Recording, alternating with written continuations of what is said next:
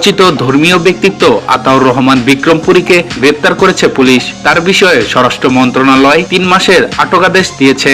এর পরিপ্রেক্ষিতে তাকে আজ বুধবার সকালে কাশিমপুর কেন্দ্রীয় কারাগারে পাঠানো হয়েছে। কাশিমপুর হাই সিকিউরিটি কেন্দ্রীয় কারাগারের senior jail super Mohammad Abdullah Al Mamun গণমাধ্যমকে জানিয়েছেন, আতাউর রহমান বিক্রমপুরীকে কাশিমপুর কেন্দ্রীয় কারাগার 1-এ রাখা হয়েছে। আতাউর রহমান বিক্রমপুরী আসাদুল্লাহ বা আতাউর নামে পরিচিত।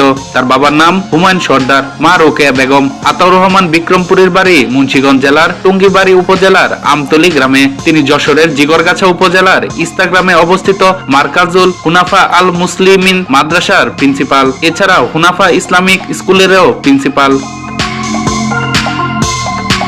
পুলিশ তথ্য অনুযায়ী 2020 সালের 24 মার্চ জিকরগাছা থানায় সন্ত্রাস বিরোধী আইনে দায়ের করা FIR নম্বর 18/77 এর এজাহারভুক্ত আসামি তিনি। মাওলানা আতাউর রহমান বিক্রমপুরী বিভিন্ন সংগঠনের সঙ্গে জড়িত।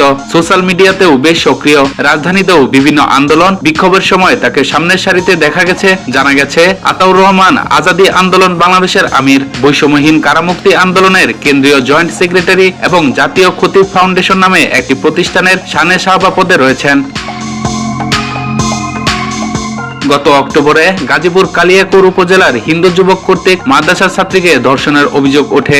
একই মাসে গাজীপুরের একটি মসজিদে ইমাম মুফতি মহিবুল্লাহ মিয়াজির কথিত অপহরণ ঘটনা সারা দেশে বেশ আলোচনার জন্ম দেয়। দুটি ঘটনা নিয়ে সোশ্যাল মিডিয়ায় তৎপর ছিল আতাউর রহমান। এই দুটি বিষয় নিয়ে সশরীরে থানা পুলিশ করেন তিনি। যদিও মহিবুল্লাহ মিয়াজির ঘটনাটি পরে অপহরণ নয় বলে জানায় পুলিশ।